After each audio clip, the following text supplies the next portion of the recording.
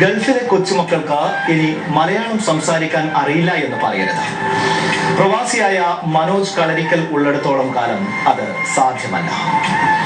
മനോജ്ഞം മലയാളം എന്ന പേരിൽ വിവിധ പ്രായത്തിലുള്ള 50,000-ഓളം പേർക്കാണ് ഈ കോഴഞ്ചേരിക്കാരൻ മാതൃഭാഷയുടെ മാധുര്യം ഇതിനകം പകർന്നത്. മലയാളമാണെന്റെ ഭാഷ, മലയാളമാണെന്റെ ഭാഷ, എന്ത് സുഖമാണത് കേൾക്കാൻ, എന്ത് സുഖമാണത് കേൾക്കാൻ. അമ്മ ചൊല്ലിത്തന്ന ഭാഷ. മധ്യവേനൽ അവധിക്കാലത്ത് ഷാർജ മാർത്തോമ ചർച്ചിൽ നിന്നുള്ള കാഴ്ചയാണിത്. കുരുന്നുകൾ പഠിക്കുന്ന തിരക്കിലാണ്. അപ്പൊ നമ്മുടെ സ്വന്തം ഭാഷ മലയാളം അമ്മയെ പോലെയാണ്, അല്ലെ? അമ്മയെ സ്നേഹിക്കുന്നത് പോലെ, അമ്മ നമുക്ക് സ്നേഹം തരുന്നത് പോലെ അത്ര ഭംഗിയായിട്ടുള്ള ഭാഷയാണ് മലയാളം. മലയാള ഭാഷ അറിയാതെ വിദേശത്ത് വളരുന്ന കുട്ടികളിൽ കേരളീയ സംസ്കാരവും ഭാഷയും ഒപ്പം ഗൃഹാതുര ചിന്തയും വളർത്താൻ കൂട്ടായ്മയൊരുക്കുകയാണ് കോഴഞ്ചേരിക്കാരനായ മനോജ് കളരിക്കൽ. ഠായ് ഠായ് മിഠായി, ഠായ് ഠായ് മിഠായി, തിന്നുമ്പോൾ ഇഷ്ടായി, തിന്നുമ്പോൾ ഇഷ്ടായി, ഇന്ന് കഴിഞ്ഞപ്പോൾ കഷ്ടായി. ഇത് ഏകദേശം ഒരു 10-12 വർഷമായി ഈ മനോജ്ഞം എന്ന ആശയത്തിൽ കൂടി നമ്മൾ സഞ്ചരിക്കുന്നത്. ശരിക്കും തുടക്കകാലങ്ങളിൽ വളരെ കുറച്ച് പേര്, 3-4 പേര്, ഒരു പ്രഹസനം എന്ന് ചിന്തിക്കുന്ന ഒരു സമൂഹം നമ്മുടെ ഉണ്ടായിരുന്നു മലയാള ഭാഷയോടുള്ളത്. ഇത് പഠിക്കുന്ന ഒരു കാര്യമില്ലെന്നുള്ളത്. പക്ഷേ അത് ഓരോ വർഷം കൂടി വന്നപ്പോൾ ഇത് പഠിക്കണമെന്നും ഇതുകൊണ്ടുള്ള പ്രയോജനം എന്താണെന്ന് മനസ്സിലാക്കി, നിത്യമായ ജീവിതത്തിൽ അതുകൊണ്ട് എന്താണ് നേട്ടമെന്ന് മനസ്സിലാക്കി അത് മുന്നോട്ട് ജീവിക്കാനുള്ള ഒരു സാവകാശമുണ്ടായി. 21 വർഷമായി ദുബായിൽ ജോലി ചെയ്യുന്ന മനോജ് മനോജ്ഞം എന്ന പേരിൽ കൂട്ടായ്മയൊരുക്കിയാണ് മലയാള ഭാഷയ്ക്ക് അറബി നാട്ടിൽ വിത്തുപാകുന്നത്. വിദേശത്ത് ജനിച്ചു വളരുന്ന കുട്ടികൾക്ക് സ്വന്തം നാടും ഭാഷയും അന്യമാകുന്നത് ഒഴിവാക്കുന്നതിനാണ് ഈ സംരംഭം. ഹരിശ്രീ മുതൽ തുടങ്ങുന്ന പഠനം മുത്തശ്ശിക്കഥകളും പഴഞ്ചൊല്ലുകളും നാടൻ പാട്ടുകളും കടന്ന വർത്തമാനകാല സാമൂഹിക രാഷ്ട്രീയ കാര്യങ്ങൾ വരെ കുട്ടികൾക്ക് പകർന്നു കൊടുക്കുന്ന വിദ്യാഭ്യാസ സമ്പ്രദായമായി മാറി.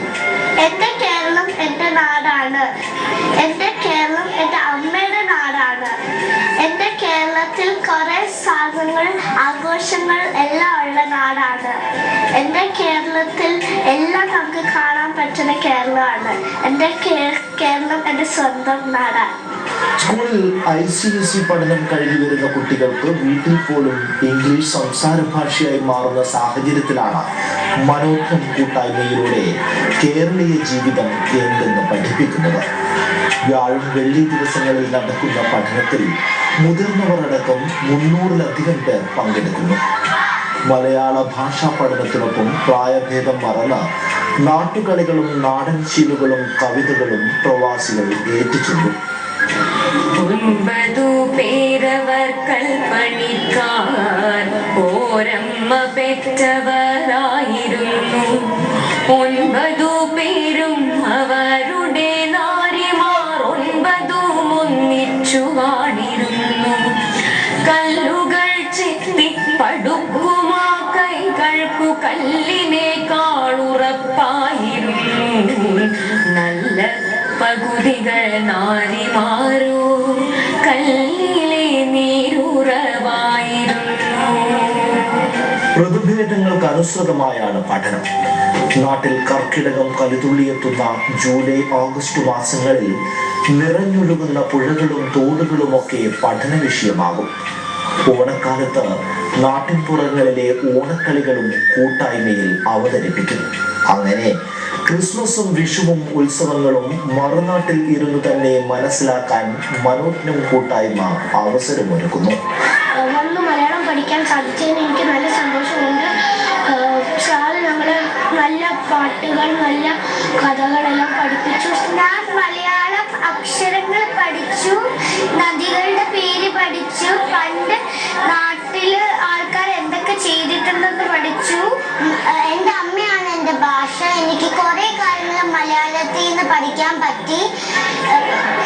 മാർഗമായ യുവജന സഖ്യത്തിന്റെ നേതൃത്വത്തിൽ കഴിഞ്ഞ 7 വർഷമായിട്ട് കുട്ടികളുടെ സ്കൂൾ അവധിയോടനുബന്ധിച്ചുള്ള 10 ദിവസങ്ങളിലാണ് ഈ പ്രോഗ്രാം ഇവിടെ നടത്തി വരുന്നത്.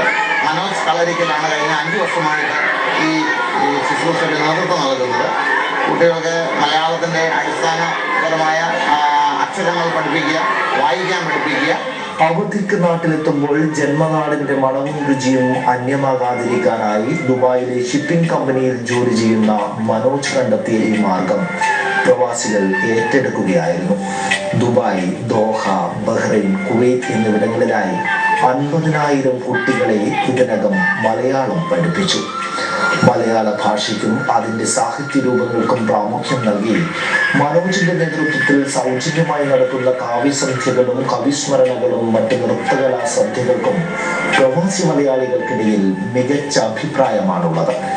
മലയാളം പറയുന്നത് തൻ്റെ അന്തസ്സിന് ചേർന്നതല്ലെന്ന് വിശ്വസിക്കുന്ന ചിലർക്കുള്ള മധുരമായ മറുപടിയാണിത്.